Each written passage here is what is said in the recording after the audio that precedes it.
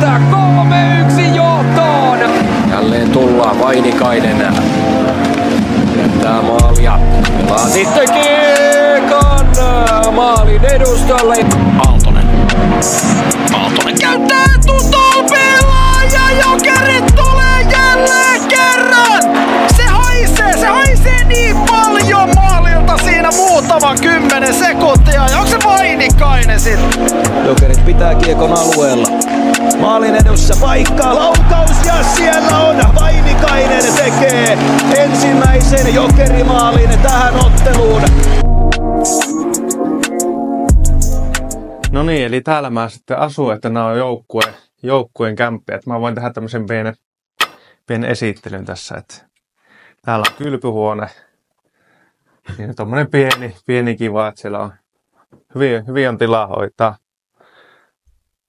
asiat. Ja sitten on tämmönen pieni keittiö tässä.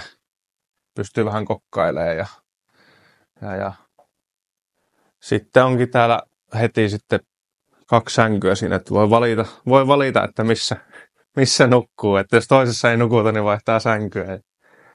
Tämmönen ihan kiva, että enpä mä tän enempää täällä tilaa ole pakko ollakaan. Että tässä on hyvä olla ja levätä ja valmistautua peleihin.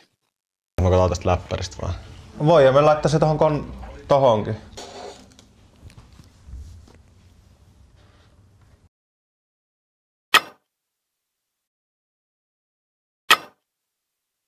Tossa on 0,32, 0,33. Mut sitten lähdetään klippeihin. Mä pelasin Lausniemen ja Linnin kanssa sit siinä 3. Erässä. Joo. Tänne. Joo. Ja mä just tossa, että nyt mä ainakin lähden liikkeelle tosta. Siis todennäköisesti sä haluat, että olisi tossa etutolpan puolella, että pakki olisi tuolla selän takana. Ai niin, täällä. Niin, taisit vaikka vähän tossa jossain.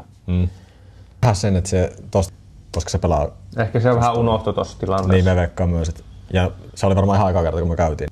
Mut nyt on tullut melkein joka pelissä näitä. Mä oon päässyt nousee tollaan. Niin on, tulee paljon enemmän.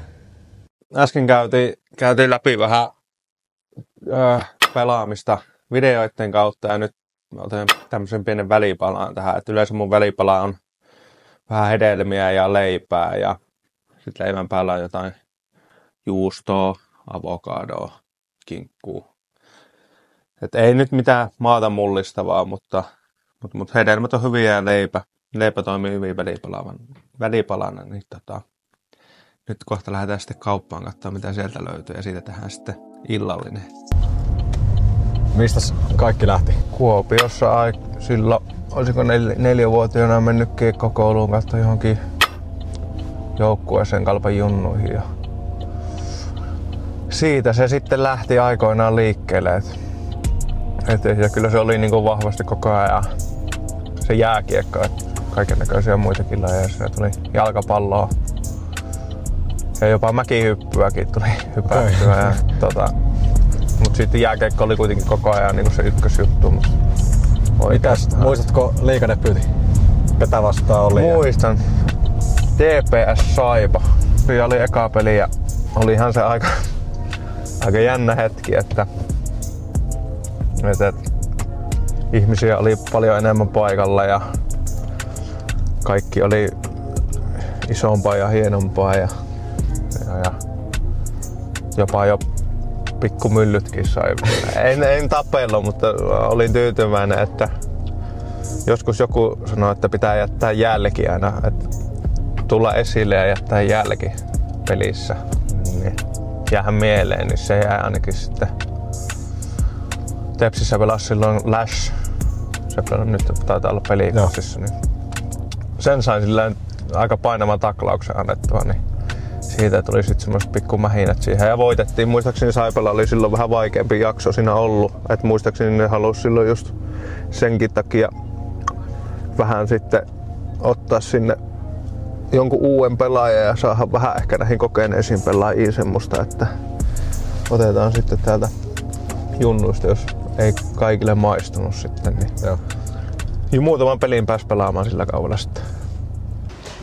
Mitä sä yleensä ostat, niin kuin ruokatarvikkeita?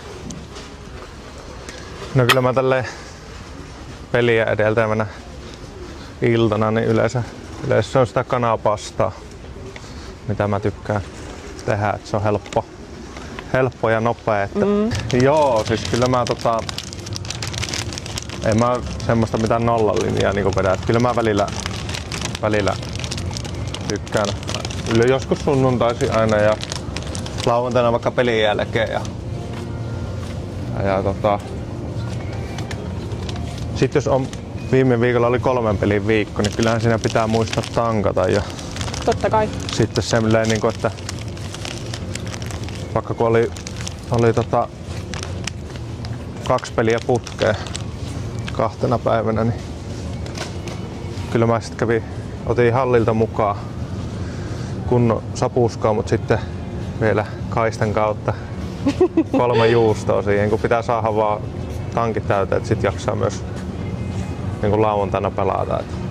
Et oikeastaan se ei ole niin justiinsa mitä sitten noin kova kulutus kuin että vaikka se olisi pizza. Mutta pitää tietysti saada jotain muutakin, että eihän pelkällä pizzalla jaksa, mutta niin pitää vaan saada evästä sisään, jaksaa sitten. Tää on tosi hyvä. Budjetti. Tää on budjettikola ensinnäkin. Mestiskola. Ja sitten niin peliaikana mä juon tätä kopissa. No niin, tää on tärkeä hylly. Joo, tää on tästä tulee, tää on aina, ehkä me ei ole saakkaana, oli kyllä viime kaudellakin aina, joka vetää näitä jäälämmön jälkeen. Semmonen 10 minuuttia ennen peli alkaa, niin alkaa muuten homma toimimaan. Pitäis katsoa sekuntikellosta, menee just ajamaan. Ei nyt ole ihan silleen, mutta joku 8-10 minuuttia ennen peli alkua, niin Tommaa vedän kituusin, niin alkaa kutittaa ja tulla fiilistä ja meininkiä. Tosta mä oon saanut vähän kuullakin välillä. Ehkä viime kaudella enemmän. Nyt taas tää päivä pulkas. Mitä tapahtuu vielä tää ilta ennen huomista pelipäivää? Nyt mä lähden tohon tekemään se äsken, mistä puhuin siitä kanapastasta. Ja sitten ihan vaan latailua huomiseen, että lepäilyä enimmäkseen, että ei tässä mitään sen ihmeempiä. Ja sit iltapala naamaan ja nukkumaan ja aamulla sitten 9 aikaa hallille. Katoi sulla nää jalkoihin ne palautuspöyksyt. Miksikä niitä sanotaan? Olis käytetty niitä vai onko se nämä pelin jälkeistä? Joo, itse asiassa se on vielä tänä iltana ohjelmassa, että palautus, ne on semmoset niinku painelahkeet. Semmonen puolen tunnin ohjelma yleensä tälleen niinku ennen peliä tälle illalla mä oon ottanut. Et yleensä kun on syönyt, niin sen jälkeen sitten siinä vähän samalla somettaa tai sitten katsoo jotain leffaa. Ei tässä mitään se ihmeellistä maata mullistavaa oo. Että. Ja monen aikaa käydä nukkua? No kyllä mä yleensä oon 10 jälkeen laittanut valot pois ja nukahtaa sit kun nukahtaa. Joo, kyllä. Eiköhän me nähdä sit aamulla ja katsotaan miten se pelipäivä aamu lähtee käyntiin siinä. Nähdään aamulla ja toivottavasti saatais huomenna hyvää pöhinä päälle heti alusta, että paikalliskamppailu olisi tiedossa. Ja mieshän on ollut iskus viimeistä pari peliä, eikä jatketa siitä.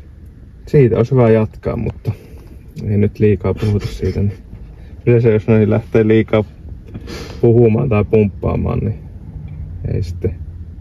Meneekö tunnetila yli? Ei se ehkä tunnetila yli menee, mutta sitten se ei välttämättä ole sit osunut heti. Että kun pitää semmoista tasaista matalaa linjaa, niin sitten tulee niitä onnistumisia taas lisää. Kyllä, se on just näin.